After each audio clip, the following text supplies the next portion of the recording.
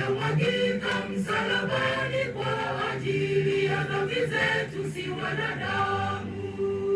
Siku hiyo i karibu, inafanya haraka sana.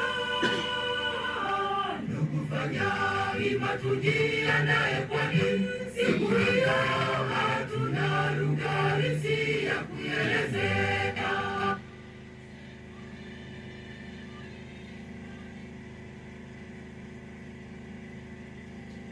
Na msikilizaji wa 95.5 KM 24 FM Radio, moja kwa moja kutokea hapa Nyasubi katika manispaa ya Kahama katika taifa la Tanzania. Tuko hapa vizuri, na leo hii ni siku ya Jumamosi tarehe 20 ya mwezi wa 12 mwaka 2025. Siku zinakwenda kweli kweli kabla ya kuweza kukamilisha mwaka 2025 na kukaribisha mwaka 2026.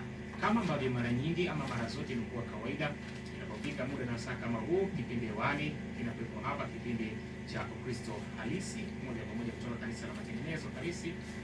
Kipindi cha Ukristo Halisi kutoka kanisa la Matengenezo, ambapo kama ambavyo mara zote imekuwa ukimsikia hapa mwinjilisti Ernest Ronald, ambaye amekuwa akija na mafundisho mbalimbali kwa ajili yako kwenye kipindi hiki cha Ukristo Halisi. Kwa maana ya weekend iliyopita, kwa maana Jumamosi alikuwepo hapa, halikadhalika siku ya leo pia yuko ndani ya studio za KM Radio kwa ajili yako msikilizaji kwa siku ya hii leo. Lakini haiko peke yake, amepatana pamoja na Betha Seba kuhakikisha kwamba mafundisho yale ambayo unakwenda kuyasikia kwa maana ya siku ya leo kwenye kipindi cha Ukristo Halisi yanakwenda kukujenga wewe vizuri, pengine ni wewe peke yako ama wewe pamoja na familia yako, ndugu, jamaa na marafiki. Kwa hiyo kikubwa zaidi msikilizaji, ni kutega sikio hapa mpaka majira ya saa 2 kamili za usiku, ambapo kipindi cha Ukristo Halisi kitapoweza kufikia tamati. Na tayari wako hapa ndani ya studio za KM. Mwinjilisti, karibu sana. Asante sana. Ndiyo. Siku ya leo kwenye kipindi cha Ukristo Halisi, kama ambavyo mara nyingi tukifanya hapa, wasikilizaji wamekuwa kifika tu muda huo wanatega sikio kwa ajili ya kusikiliza kipindi hiki kizuri kabisa. Leo hii umekuja na somo gani? Kwa siku ya leo tunahitaji kuangalia dalili za kurudi kwa Yesu na mwisho wa ulimwengu. Ndiyo. Ndugu, karibu sana. Ndugu msikilizaji, tunawasalimu katika jina la Yesu. Kwa nafasi hii basi tutaomba kisha tuendelee na somo letu. Mtakatifu Baba yetu mwema, tunakushukuru kwa nafasi hii njema uliyotupatia. Tunakualika uwe pamoja nasi, utusaidie sisi pamoja na wasikilizaji wanaofuatilia kipindi hiki huko na kule. Tunaomba Roho yako Mtakatifu awe pamoja nasi kama mwalimu, katika jina la Yesu Kristo. Amen. Amen. Msikilizaji, kama ambavyo tumekwisha kusema, kichwa cha somo ambalo tunakwenda kulitazama au kujifunza katika siku hii ya leo, somo letu linasema dalili za kurudi kwa Yesu na ya mwisho wa ulimwengu. Tumekuwa tukisikiliza huku na kule watu wakisema mwisho wa dunia au siku za mwisho, lakini kwa siku ya leo tunahitaji kujifunza katika maandiko matakatifu ili kwamba tuone dalili za kurudi kwa Yesu na ya mwisho wa ulimwengu. Tutasoma kwa kwanza kipindi chetu, tutasoma mafungu haya yafuatayo. Ni kitabu cha Yoeli sura yake ya 2 mstari wa kwanza na kitabu kile cha Malaki sura ya 4 mstari wa kwanza hadi 6. Kwanza tuanze na kitabu cha Yoeli sura yake ni ya 2 mstari wa kwanza hadi mstari wa 2. Neno la Bwana linasema, sura yake ya 2 mstari wa kwanza hadi 2, maandiko yanasema, piga tarumbeta katika Sayuni, pigeni kelele katika mlima wangu mtakatifu. Wenyeji wote wa nchi na watetemeke, kwa maana siku ya Bwana inakuja, kwa sababu inakaribia, siku ya giza na weusi, siku ya mawingu na giza kuu, kama mapambazuko yakitandazwa juu ya milima. Hao ni wakuu tena wenye nguvu, mfano wao haukuwako kamwe. wala hautakuwako baada ya hao, hata katika miaka ya vizazi vingi. Tunapojifunza katika maandiko haya matakatifu, tunaona Biblia ikisema ya kwamba piga kelele katika mlima wangu mtakatifu. Huu mlima mtakatifu ambao unazungumzwa katika maandiko hapa, unaweza ukafananishwa na kanisa la Mungu. Na maandiko anasema kwamba siku ya giza, anasema kwamba kwa sababu siku ya Bwana inakaribia. Na hiyo siku ya Bwana, maandiko anasema kwamba ni siku ya giza na weusi, siku ya mawingu na giza kuu. Hiyo siku ni siku ya kutisha. Hiyo siku ambapo Kristo atakaporejea mawinguni, itakuwa ni siku ya kutisha kwa wale wote ambao hawakutakaswa mavazi yao, wale wote ambao hawakuishi maisha yanayompendeza Mungu. Naomba utusomee kitabu cha Malaki sura ya 4 mstari wake ni wa kwanza hadi 6. Anasema, kwa maana angalieni, siku ile inakuja, inawaka kama tanuru, na watu wote wenye kiburi nao wote watendao uovu watakuwa makapi, na siku ile inayokuja itawateketeza, asema Bwana wa majeshi, hata haitawaachia shina wala tawi. Lakini kwenu ninyi mnaoricha jina langu, jua la haki litawazukia, lenye kuponya katika mbawa zake, nanyi mtatoka nje na kucheza kama ndama wa mazizini, nanyi mtawakanyaga waovu, maana watakuwa majivu chini ya nyayo za miguu yenu katika siku ile niifanyayo, asema Bwana wa majeshi. Ikumbukeni torati ya Musa mtumishi wangu, niliyomwamuru huko Horebo kwa ajili ya Israeli wote, naam, amri na hukumu. Angalieni, nitawapelekea Eliya nabii kabla haijaja siku ile ya Bwana iliyokuu na kuogofya, naye ataigeuza mioyo ya baba iwaelekee watoto wao, na mioyo ya watoto iwaelekee baba zao, ili nisije nikaipiga dunia kwa laana. Amina. Tunapoendelea katika fundisho letu ambalo kichwa cha somo kinasema kwamba dalili za kurudi kwa Yesu na ya mwisho wa ulimwengu.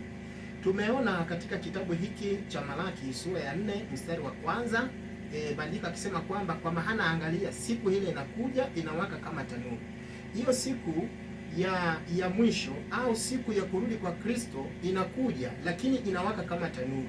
Lakini pia kuna hali ambayo imetolewa kwenye hicho kitabu cha Malaki sura hiyo ya 4, ukisoma kuanzia mstari wa 4, anasema kwamba ikumbuki torati ya Musa mtumishi wangu niliyomwamuru huko Horeb kwa ajili ya Israeli wote, maana amri na hukumu. Angalia, nitawapelekeni Eliya nabii kabla haijaja siku ile ya Bwana. Kwa hiyo ndugu msikilizaji, unatakiwa kuelewa kwamba hiyo siku kuu ya Bwana, hiyo siku ambayo Kristo atakaporudi, hiyo siku ya mwisho wa ulimwengu inakuja, lakini inawaka kama tanuru. Ukisoma kitabu cha Sefania sura ya 1 mstari wa 7, Biblia inasema hivi: nyamaza kimya mbele za Bwana Mungu, kwa maana siku ya Bwana hi karibu. Kwa kuwa Bwana ameweka tayari dhabihu, amewatakasa wageni wake. Na itakuwa katika siku ile ya dhabihu ya Bwana, nitawaadhibu wakuu na wana wa wafalme na watu wote waliovaa mavazi ya kigeni. Ukisoma katika hicho kitabu cha Sefania sura hiyo ya 1 kuanzia huo mstari wa 7, anasema nyamaza kimya mbele za Bwana, kwa maana siku ya Bwana hi karibu.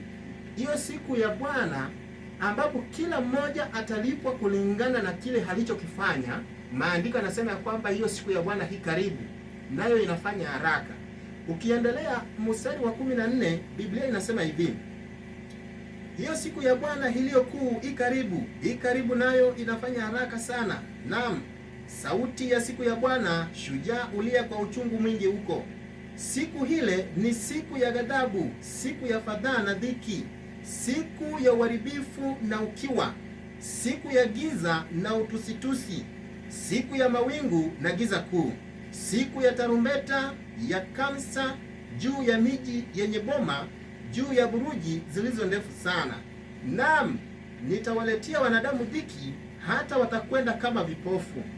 maandiko yanaonyesha hiyo siku ya Bwana jinsi itakavyokuwa. Maana Mungu anasema kwamba hiyo siku ya Bwana hii karibu nayo inafanya haraka. Sasa ukiendelea kwenye mstari wake wa 17, Biblia inasema mstari wa 18, maandiko yanasema hivi: fedha yao wala dhahabu yao havitaweza kuwaokoa katika siku ile ya ghadhabu ya Bwana, bali nchi yote pia itateketezwa kwa moto wa wivu wake, maana hatawakomesha watu wote wakao katika nchi hii, naam, ukomo wa kutisha. Maandiko haya yanaonyesha ya kwamba hiyo siku ya Bwana itakapofika, mahela ya watu, mabilioni, malaki, pesa zote hazitaweza kumwokoa mtu, kwa maana hiyo siku ya Bwana inakuja, inawaka kama tanuru, nayo inafanya haraka sana. Ni siku ya giza na utusitusi.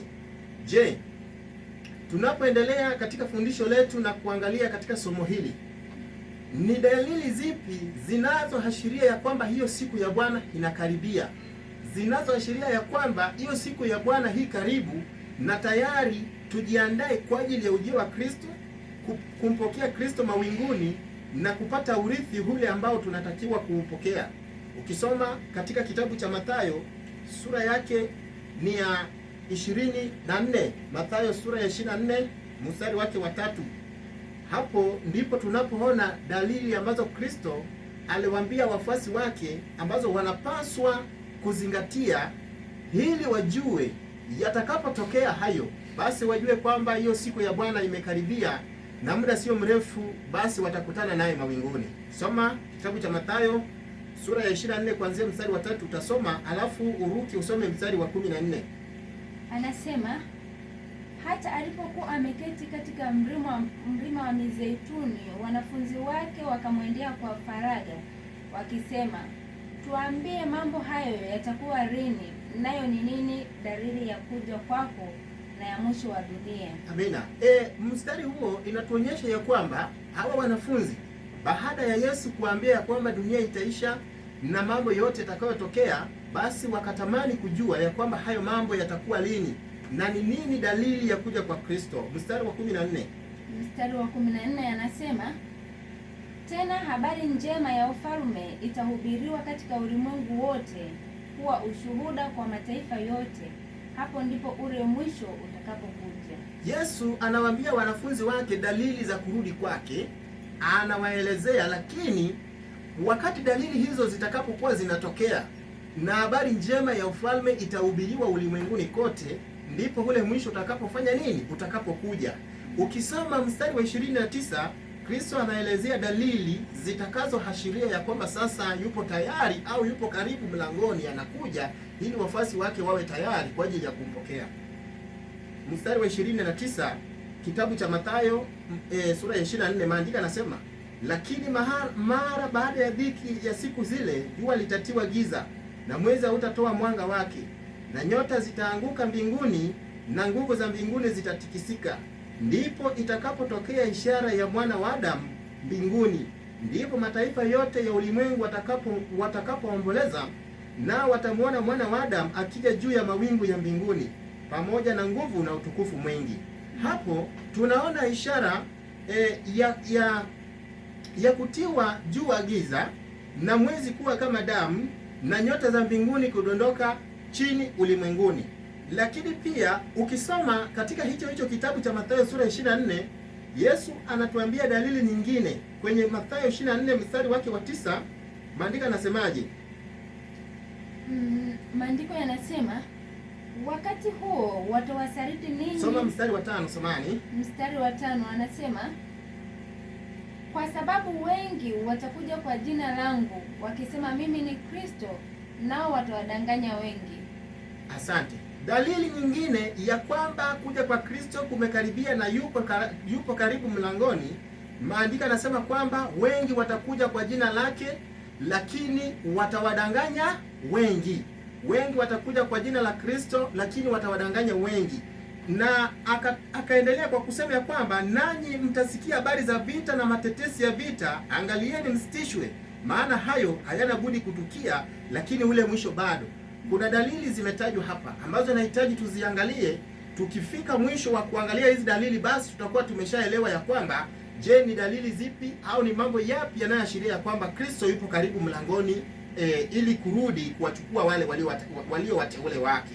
Jambo la kwanza, Kristo anawaambia wanafunzi wake ya kwamba, angalieni msidanganywe, kwa maana wengi watakuja kwa jina langu, nao watadanganya wengi, kwa maana watatokea makristo wengi wa uongo. Kwa hiyo ishara ya kwanza ya kwamba Kristo anakaribia kuja mawinguni ni kuenea kwa uongo na mafundisho ya uongo na kuongezeka kwa manabii wa uongo na walimu wa uongo au makristo wa uongo.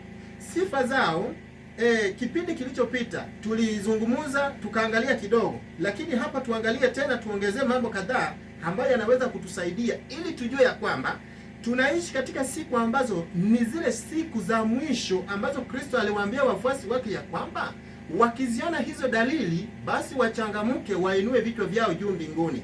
Mathayo 15 mstari wa 8 hadi 9. Sifa ya kwanza ni kwamba hao walimu ambao Kristo alisema ya kwamba watatokea makristo wa uongo na manabii wa uongo, wenyewe watafundisha na kutenda yaliyo kinyume na yale ambayo anayasema Kristo au yaliyoandikwa katika maandiko matakatifu. Soma kitabu cha Mathayo sura yake ya 15 mstari wake wa 8. Maandiko yanasemaje? Mathayo 15 sura ya 8 anasema, watu hawa huniheshimu kwa midomo, ila mioyo yao iko mbali nami. Mstari wa 9, nao waniabudu bure, wakifundisha mafundisho yaliyo maagizo ya wanadamu. Amina. Maandiko hayo yanatuonyesha ya kwamba watu hao wanamheshimu Kristo kwa midomo, ila mioyo yao iko mbali naye. Nao wanafundisha mafundisho yaliyo maagizo ya wanadamu. Hilo ni jambo la kwanza ambalo kama msafiri unapoona watu wakisema ya kwamba ni Kristo, kwamba ni nabii, kwamba ni mwalimu, lakini katika kusema kwao wanakinzana na yale yaliyoandikwa katika maandiko matakatifu au yale aliyoyasema Kristo, basi unapaswa kutambua ya kwamba ni wale walimu, ni wale manabii ambao Kristo aliwasema ya kwamba watatokea siku za nini? Za mwisho. Ndiyo maana Yeremia sura ya 5, Yeremia anatuonyesha kitu kingine kitakachotusaidia kutambua na kugundua hao manabii ambao Kristo alisema ya kwamba watatokea siku za mwisho. Kitu kingine kwenye Yeremia sura yake ya 5 mstari wake wa 30, maandiko yanasemaje?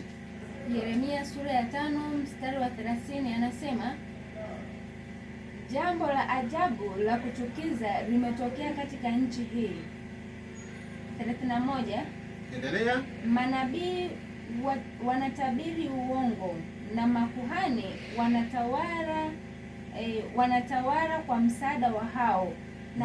Maandiko haya yanatuonyesha ya kwamba ni jambo la ajabu limetokea katika nchi hii, maana manabii wanatabiri uongo, na kwa kutabiri kwa uongo makuhani wanaozungumzwa katika maandiko katika siku za Waisraeli walikuwa kama makuhani kama tunavyosoma, lakini kwa wakati wetu ni watu wanaoweza kufananishwa na wachungaji na walimu waliomo ndani ya kanisa, ambao ni kama wasimamizi wa neno la Mungu ndani ya ibada.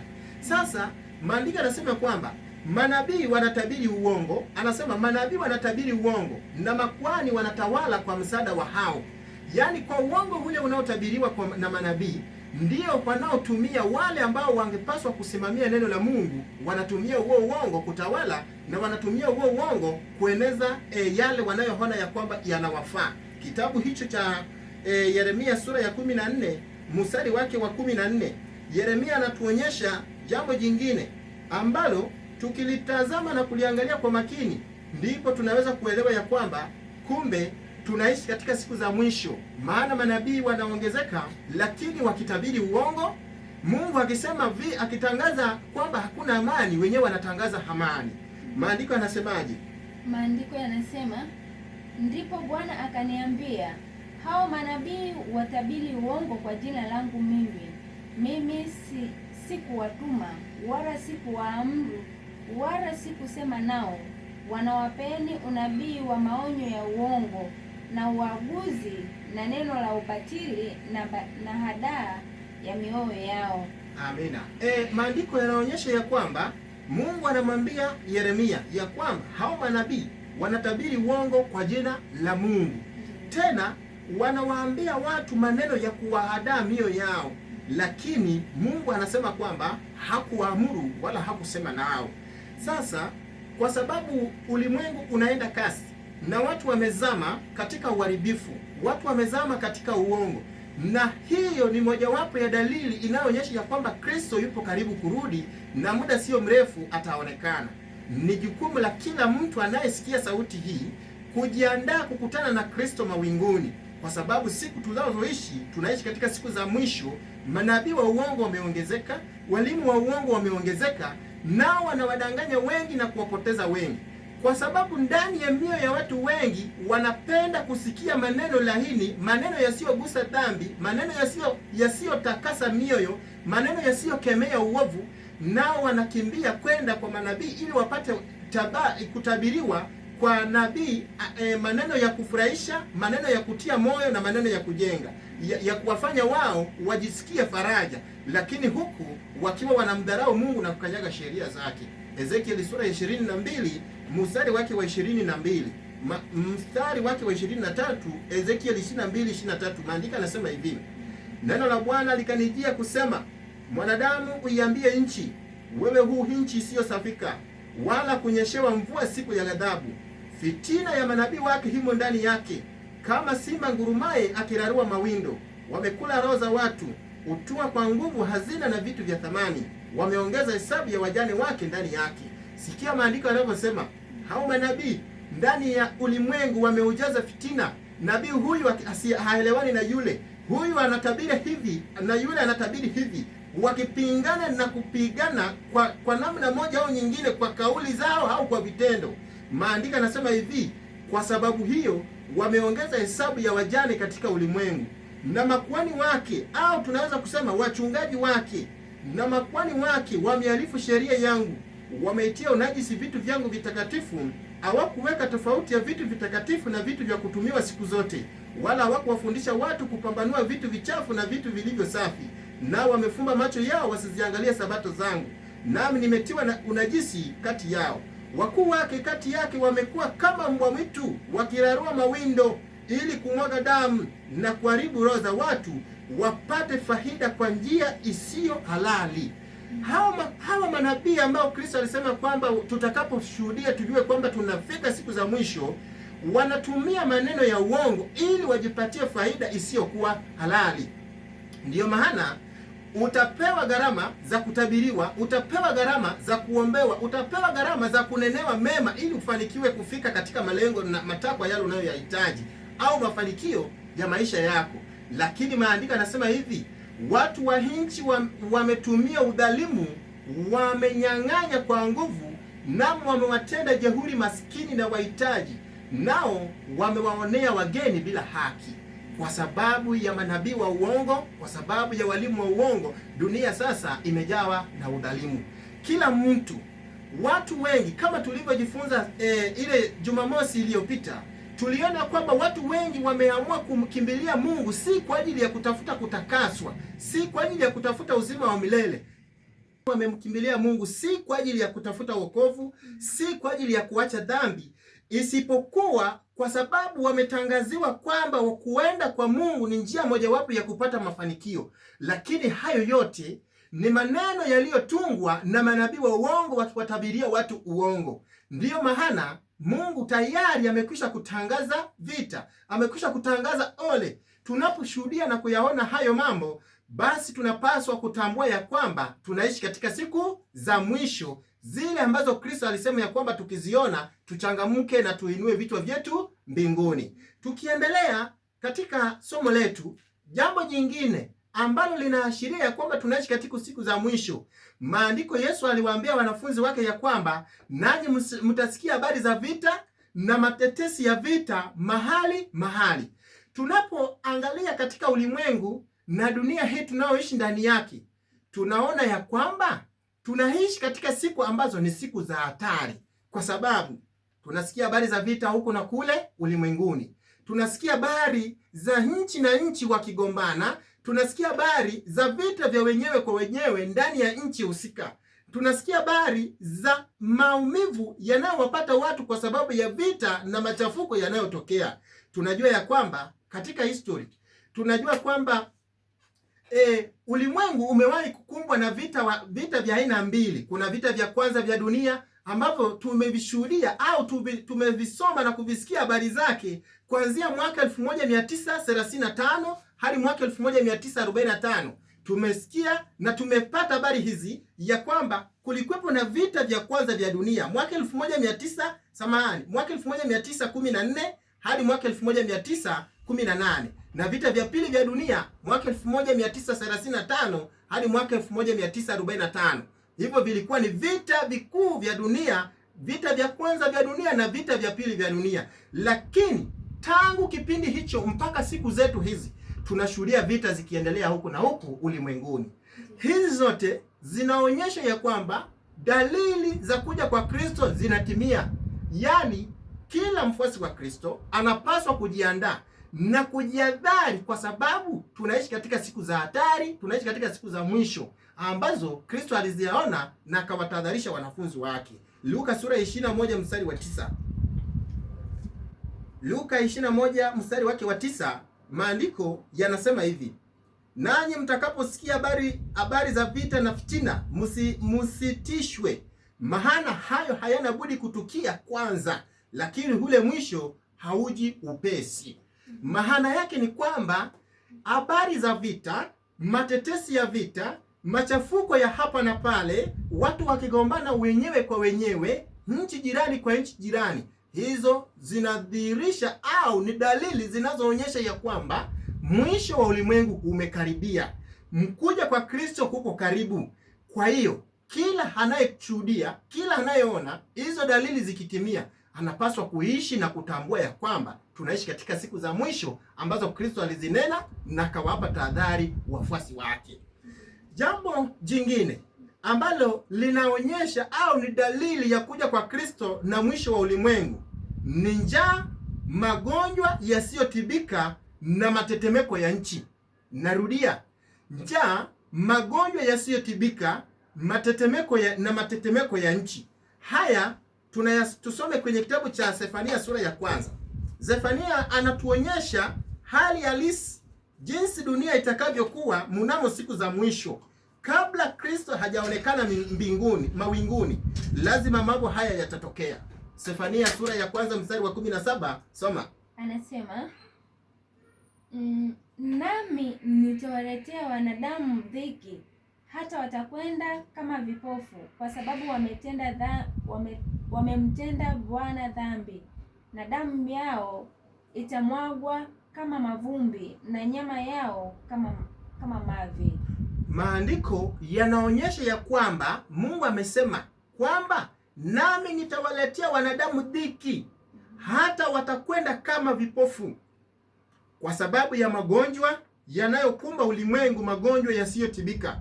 Tunaona kila mara, mwaka huu na mwaka mwingine, magonjwa yanakuja yasiyotibika, magonjwa yasiyokuwa na uwezo, ambayo mwanadamu anajaribu kuyatibu, anashindwa, anaishia hatua ya kutengeneza chanjo. Hayo yote yanadhihirisha ya kwamba kuja kwa Kristo kuna karibia. Na pili, matetemeko ya nchi. Na kwa sababu ya vita katika ulimwengu, vita husababisha njaa. Hayo yanadhihirisha ya kwamba dunia inaenda kasi, dunia inaelekea ukingoni, na mwisho muda sio mrefu Kristo ataonekana mawinguni. Ndiyo maana maandiko yamesema ya kwamba Mungu anasema hivi, nami nitawaletea wanadamu dhiki, hata watakwenda kama vipofu, kwa sababu wamemtenda Bwana dhambi. Kwa sababu ya dhambi za ulimwengu, Mungu ameamuru na amesema kwamba hatawaletea wanadamu nini? Dhiki, nao watakwenda kama vipofu. Tunaposoma katika maandiko hayo, tunaona ya kwamba ishara hii ya matetemeko ya nchi, kama tulivyosoma kwenye kile kitabu cha Mathayo sura ya 24, ya kwamba kutakuwepo na matetemeko ya nchi, kutakuwepo na njaa na tauni. Haya mambo tusifikiri ya kwamba tunasubiri kuona matetemeko ya nchi yakitokea. bali yalikwisha kutokea, na haya tunayoyashuhudia ni kama marudio. Hayo matetemeko ya nchi ambayo Kristo alitoa kama dalili ya kuja kwake yalikwisha kutokea, na haya tunayoyaona ni kama marudio, nayo yanatokea yakiwa katika hali, yani hali ya ufifu kidogo au ya ufinyu kidogo. Tunasoma Yesu aliwaambia wanafunzi wake hivi kwenye kitabu cha Mathayo sura yake ya 24. Naomba tusome pale, halafu tuangalie, je, matetemeko ya nchi ambayo Yesu aliwaambia wanafunzi wake yamekwisha kutokea au tuendelee kusubiri na kushuhudia yakitokea? Mathayo sura ya 24 tunasoma mstari wake wa 29. Maandiko yanasema hivi: lakini mara baada ya dhiki ya siku hile jua litatiwa giza. Naomba tuelewane hapa vizuri. Ishara hii inaonyesha ya kwamba dalili za kuja kwa Kristo kutambatana na matetemeko ya nchi, jua kutiwa giza. Ndugu msikilizaji, nataka nikwambie kitu ambacho haukijui, kitu ambacho haujawahi kusikia, kitu ambacho pengine hakuna mtu aliyekuambia, ni kwamba matetemeko ya nchi ambayo tunaweza kusema kwamba tunatarajia kusikia au kuona ikitokea tayari vilikwisha kutokea. Mnamo mwaka 1755 ilitokea tetemeko kubwa ambayo ukisoma katika historia au katika historia mbalimbali inajulikana kama tetemeko la Lisbon. Hili tetemeko lilikuwa ni tetemeko lililotikisa dunia, karibia ulimwengu mzima. Maana ilitokea katika hali iliyoshangaza dunia na katika hali iliyopelekea watu kubaki katika hali ya mshangao. Tunataka kuangalia katika kitabu kimoja hapa ili uelewe na kutambua ya kwamba haya yote tunayoyasema tayari yalikwisha kutokea. Haupaswi kuendelea kusubiri, kwa maana Kristo anarudi mawinguni. Tetemeko la Lisbon, tetemeko la kutisha sana ambalo halikuwahi kurekodiwa hapo kabla, ingawa kwa ujumla ili tetemeko linajulikana kama tetemeko la Lisbon. Lilienea katika sehemu kubwa ya Ulaya, Afrika na Marekani. Lilifika Greenland, likafika katika West Inland, katika visiwa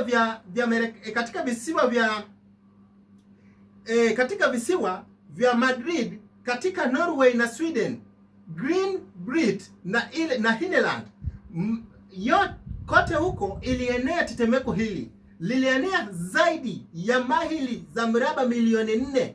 Na katika Afrika huo mwaka 1755 tetemeko lilikuwa la hatari kubwa kama Ulaya.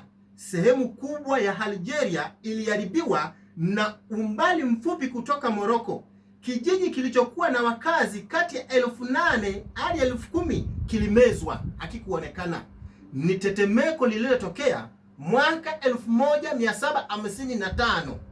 Ili tetemeko lilitikisa ulimwengu, lakini katika eneo la Lisbon lilichukua maelfu na maelfu ya watu walikufa na kuaga dunia.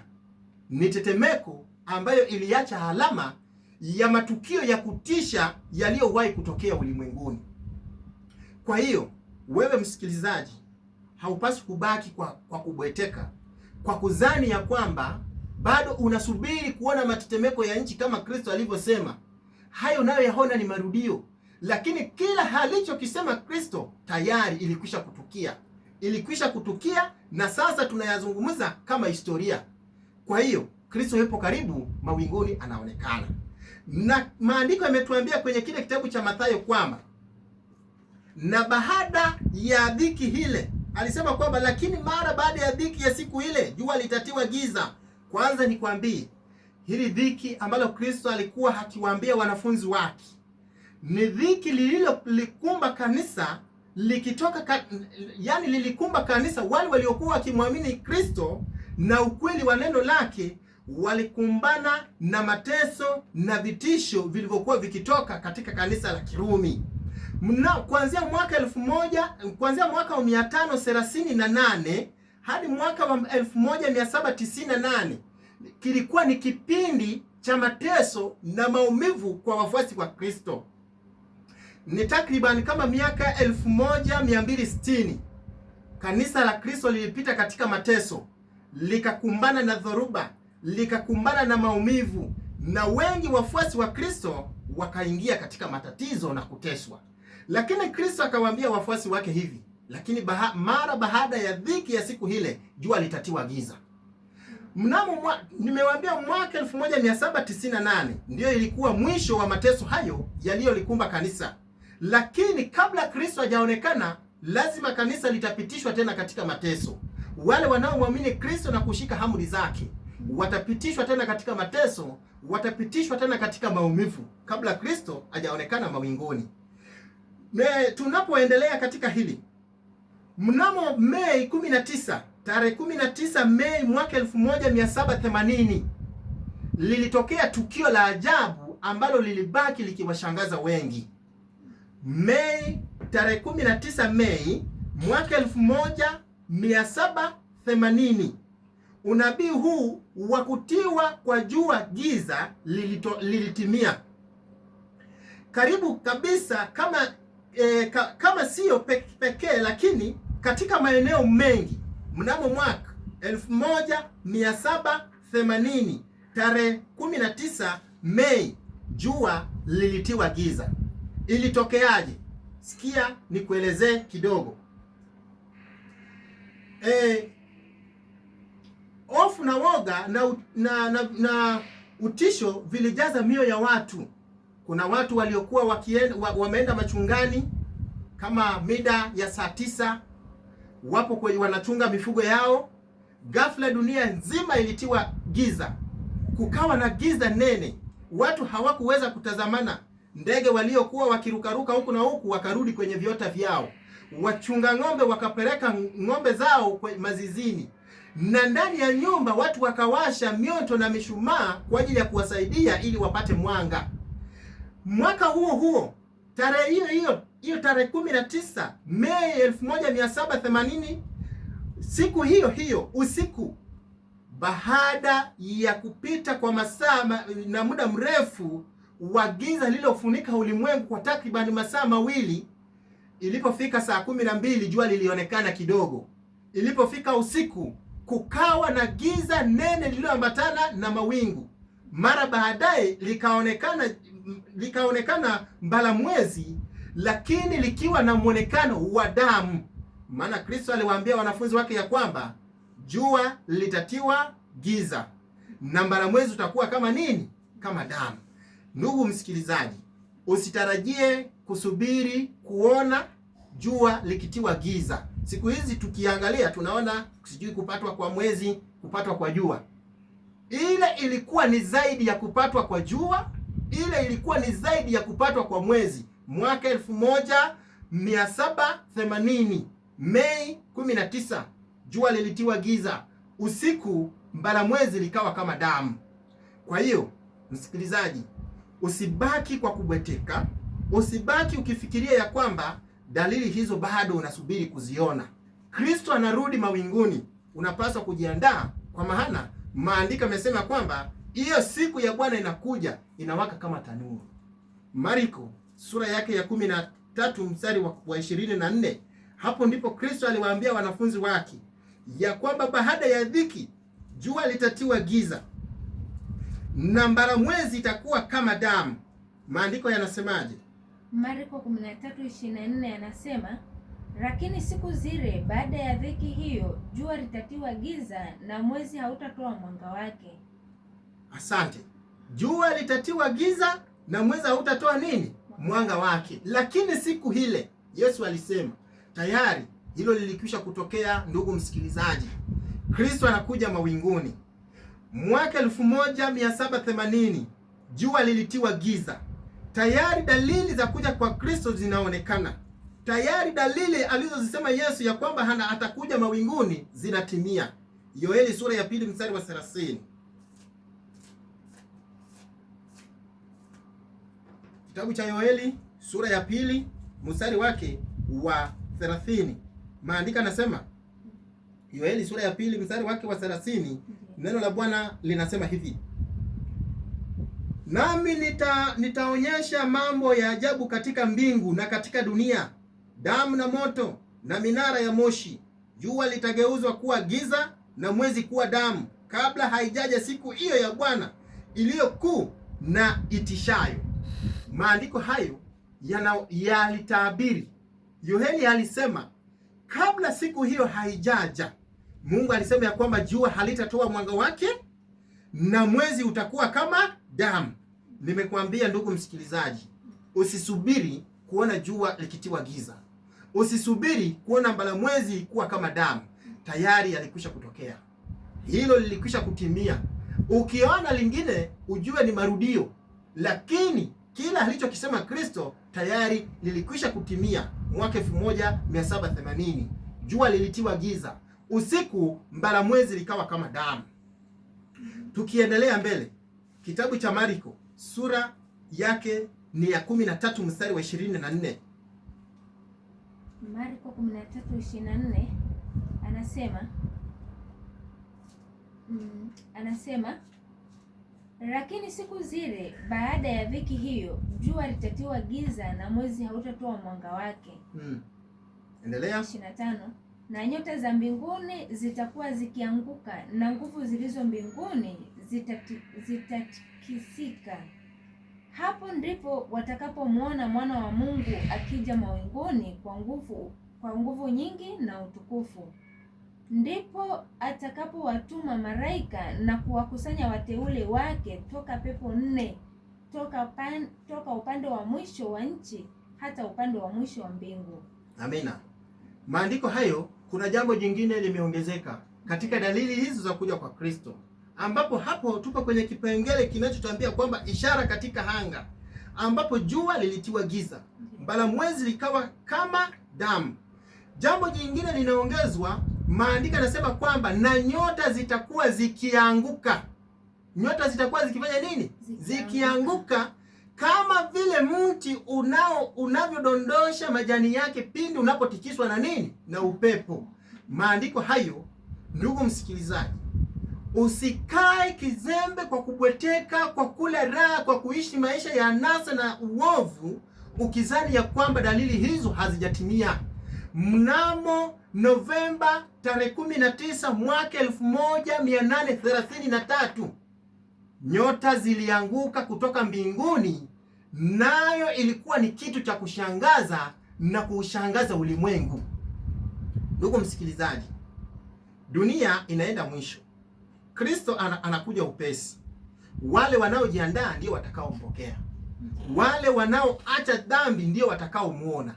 Wale wanaojitakasa mioyo yao ndio watakaopewa nafasi ya kuingia pale. Kwa hiyo usikae kizembe, usiendelee kuishi maisha ya ovyo ukizani ya kwamba kuja kwa Kristo kupo mbali. Kuja kwake kupo karibu. Ishara nyingine ambayo inaashiria kwamba mwisho wa dunia umefika na muda sio mrefu Kristo anaonekana mawinguni, ni dunia na wakazi wake kuishi maisha kama walioyaishi watu wa Sodoma. Tabia na mienendo ya watu wa Sodoma itaonekana tena ulimwenguni. Ukiona hizo, basi ujue ya kwamba tayari dunia imefika mwisho na muda sio mrefu Kristo anakuja kuwachukua watakatifu wake. Je, watu wa Sodoma walikuwaje? Timotheo, utasoma waraka wa pili wa Paulo kwa Timotheo, tutasoma sura yake ya 3 mstari wa 1. Usikie jinsi mambo yatakavyokuwa katika siku hizo za mwisho, dalili za kuja kwa Kristo. Muda tulio nao hautoshi, maana dunia inaenda ukingoni, na wale wanaotakasa mavazi yao ndio watakaopata nafasi ya kuingia mbinguni. Ukiendekeza anasa, ukiendekeza dhambi, leo una nguvu za ujana, leo una nguvu za kuwa mama, leo una nguvu za kuwa baba, unazitumia katika uovu. Muda umeisha na utapokea ijara yako. Timotheo wa pili sura ya 3 mstari wa 1. Maandiko yanasema, lakini ufahamu neno hili, ya kuwa siku za mwisho kutakuwa kwa nyakati za hatari. Maana watu watakuwa wenye kujipenda wenyewe, wenye kupenda fedha, wenye kujisifu, wenye kiburi, wenye kutukana, wasiotii wazazi wao, wasio na shukrani, wasio safi. Haya yote yanayozungumzwa kwenye kitabu hiki cha Timotheo, yote yanatimia machoni petu. Leo watu wanaitana majina ya matusi. Leo watoto hawawatii wazazi wao. Leo watu wanapenda fedha. Mtu yupo tayari amuue mama yake, mtu yupo tayari awaue watoto wake, yuko tayari kufanya jambo lolote lakini apate fedha. Maandiko yamesema kwamba wenye kujisifu, wenye kiburi, wasiowapenda wakwao. Leo dunia imefika sehemu ambapo unaweza ukawa na ndugu yako sehemu, ukampigia simu na kuja, ndugu yangu, sina mwenyeji, wewe ndio mwenyeji wangu. Lakini unapofika, ukishamwambia kwamba nakaribia kufika, muda sio mrefu utatafuta namba yake usiipate tena, kwa sababu amezima simu. Maandiko yanasema kwamba watu watakuwa wasiopenda wakwao, wasiotaka kufanya suluhu. Yaani mkikosana basi aishi mpaka aishe. Wanavyosema wanadamu katika siku za leo ni kwamba watu hawataki kufanya suluhu, wanasema ubaya ubaya. Mtu akikutendea vibaya na wewe unatenda ubaya. Dunia inafika mwisho. Tena maandiko yanasema kwamba wasiotaka kufanya suluhu, wasingiziaji, wasiojizuia, wakali, wasiopenda mema, wasaliti, wakahidi, wenye kujivuna, wapendao anasa kuliko kumpenda Mungu, wenye mfano wa utauwa lakini wakikana nguvu zake. Ni hatari iliyo kubwa sana.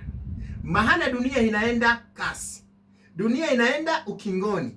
Mambo ya ulimwengu yanaenda mwisho. Ndugu msikilizaji, haupaswi kukaa kizembe. Watu wa Sodoma walikuwa na maisha gani? Mwanzo sura ya 20 mstari wa 13. Walikuwa watu wa ovu, waliokula raha, maisha ya anasa na furaha ambayo ilipitiliza kiasi ya kumkufuru Mungu na kutenda visivyowapasa. Mwanzo sura ya 20 mstari wake wa 13. Soma. Neno la Mungu linasema, ikawa hapo Mungu aliponisafirisha kutoka... Samahani, sura ya 13 mstari wa 10 hadi 13. Samahani. Mwanzo 13? Ndiyo. Mwanzo 13 mstari wa 10, maandiko yanasema, mstari wa 10 maandiko yanasema, Rutu akainua macho yake akaliona bonde lote la Yordani, ya kwamba lote pia lina maji. Kabla Bwana hajaharibu Sodoma na Gomora, lilikuwa kama bustani ya Bwana, kama nchi ya Misri, hapo unapokwenda Soari. 11 anasema, basi Rutu akajichagulia bonde lote la Yordani. Rutu akasafiri kwenda upande wa mashariki, wakatengana wao kwa wao. Mstari wa 13, soma mstari wa 13. Anasema, lakini watu wa Sodoma walikuwa wabaya, wenye kufanya dhambi nyingi sana juu ya Bwana. Lakini watu wa Sodoma walikuwa wabaya, wenye kufanya dhambi nyingi sana mbele za nani? Za Bwana. Kitabu cha Warumi sura ya 1 mstari wa 26. Maandiko yanasema ya kwamba hawa watu wa Sodoma walifikia hatua ya wanaume kwa wanaume kuishi kama mke na mume, na wanawake wakafanya yasiyowapasa. Yaani yale ya ushoga tunayoyashuhudia leo duniani yalikuwepo ndani ya Sodoma. Yale ya wanawake kusagana leo hii tunayashuhudia wapi? Duniani. Yalikuwepo wapi? Ndani ya Sodoma. Warumi sura ya 1 mstari wa 26. Warumi sura ya 1 mstari wa 26, maandiko yanasema, hivyo Mungu aliwaacha wafuate tamaa zao za aibu. Hata wanawake wakabadili matumizi ya asili kwa matumizi yasiyo ya asili. Ndio. Wanawake nao vivyo wanaume nao wanaume nao vivyo hivyo waliyaacha matumizi ya mke ya asili, wakawakiana tamaa, wanaume wakiyatenda yasiyopasa, wakapata nafsini mwao ndipo ya upotevu wao yaliyo haki yao. Asante. Maandiko hayo yanatuonyesha kwamba wanaume nao vivyo hivyo waliacha matumizi ya mke ya asili, wakawakiana tamaa, wanaume kwa wanaume. Mambo ya ovyo yaliyotendeka ndani ya Sodoma leo hii tunayashuhudia duniani. Wanaume kwa wanaume wanawakiana tamaa, wanaume kwa wanaume wanalala kama kulala na mwanamke. Dunia inaenda kasi na inaenda kuzama na kuangamia, wala haitainuka tena. Dhambi ya ulimwengu imeulemea ulimwengu. Maana yaliyotokea katika Sodoma ndiyo yanayotokea katika siku zetu. Hakuna utofauti, Hakuna kitu ambacho tunaweza kusema kwamba hakijatimia wala hakijatendeka. Ulimwengu unaenda mwisho wake. Isaya alituambia haya. Isaya sura ya 24 mstari wa 16. Maandiko yanasema, kitabu cha Isaya sura yake ya 24 mstari wake wa 16, nitasoma. Maandiko yanasema hivi: toka pande za mwisho wa dunia tumesikia nyimbo, atukuzwe mwenye haki. Ndipo niliposema, kukonda kwangu, kukonda kwangu, ole wangu, watenda hila wametenda hila, naam, watendao hila wametenda ila sana. Isaya alisikia watu wakimtukuza Mungu huku na kule ulimwenguni, wakisema atukuzwe mwenye haki, wakisifu jina lake, nyimbo na pambio zikawa nyingi. Lakini Isaya alipotazama akaona kwamba ni uovu tu uliofichikwa au uliopachikwa jina la Ukristo, jina la kumtaja Mungu ilifichwa ndani ya uovu. Isaya akasema kwamba ole wangu, kukonda kwangu, maana watenda ila wametenda ila sana. Dunia inaenda kasi, lakini watu ndani ya dunia wamejawa na uovu, wamejawa na ubaya, na dunia inaenda kuangamia. Maandiko yanasema hivi, ukiendelea pale chini, akasema hivi: hofu na shimo na mtego vi juu yako, wewe mwenye kukaa duniani. Itakuwa kila akimbiaye sauti ya hofu ataanguka katika shimo, na kila pandaye kutoka shimoni atanaswa na mtego. Kwa maana madirisha yaliyo juu yamewekwa wazi, na misingi ya dunia itatikisika. Dunia kuvunjika inavunjika sana, dunia kupasuka imepasuka sana, dunia kutikisika imetikisika sana. Dunia inalewalewa kama mlevi, nayo inawayawaya kama machela, na mzigo wa dhambi zake utaulemea, nayo itaanguka wala haitainuka tena.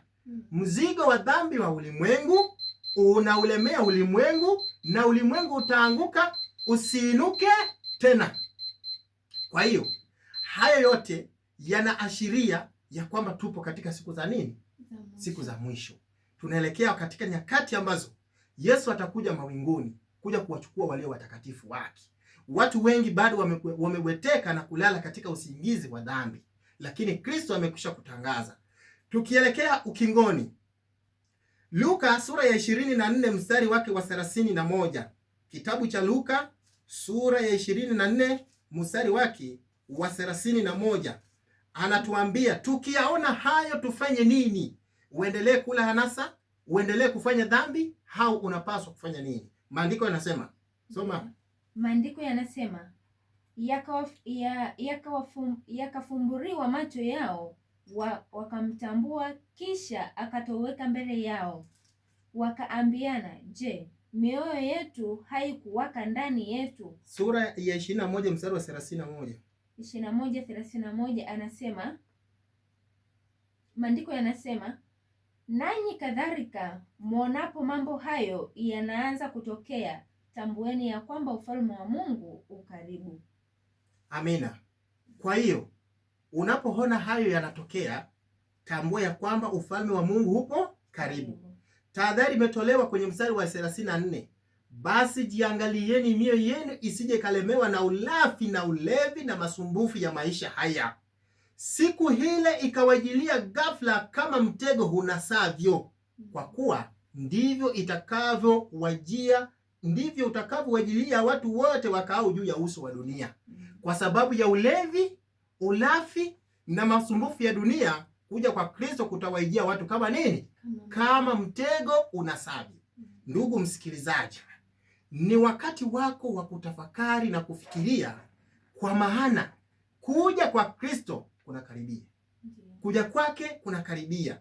Dalili za kuja kwake tayari zimeonekana mawinguni. Dalili za kuja kwa Kristo tayari zimeonekana hapa duniani. Tabia za watu zimebadilika. Maisha yamekuwa ya ovyo. Watu wamekuwa watu wa tabia za ajabu, na dunia inalewalewa, dunia inawayawaya kama mlevi. Hayo yanapaswa ya kuamsha wewe ambaye unatafuta kuingia mbinguni, ili ujikaze na kujitakasa, kwa sababu kuja kwa Kristo kumekaribia. Mwisho, Mungu akutie nguvu. Na kwa muda huu nitatoa jambo moja ambalo unapaswa pia kulizingatia, kwa sababu maandiko yamesema kwamba watu watakuwa wamelemewa na masumbufu ya dunia, ulafi na ulevi. Hata siku ile itawajia kama nini? kama mtego. Kwa wale ambao dunia imewakandamiza, shetani amefanya kuwa mateka, umekuwa mtumwa na mlevi, umekuwa mtumwa wa pombe, pesa ukipata zinaenda zinapitiliza. Leo nataka niwape dawa ya kuacha pombe kwa wale ambao wameshakuwa watumwa wa pombe. Kulingana na muda, sitasema madhara yatokanayo na unywaji wa pombe, siku nyingine tutayazungumza, lakini niwape dawa ya kuacha pombe na wale waliokuwa watumwa wa kuvuta tumbaku.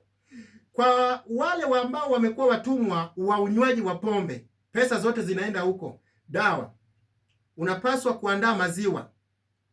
Unachukua maziwa, mdalasini pamoja na binzari au manjano, unga wa manjano. Ununue ile binzari original, sio vile vichenga pana. Ni binzari original au unga wa manjano wanaita. Unachukua maziwa lita moja, mdalasini kijiko kimoja na binzari kijiko kimoja kile cha sukari. Unavichemsha kwa pamoja, unakunywa dawa hiyo mara 2 kwa siku. Unafanya hivyo ndani ya siku 5. Huyu ni mlevi wa pombe, anatumia maziwa na mdalasini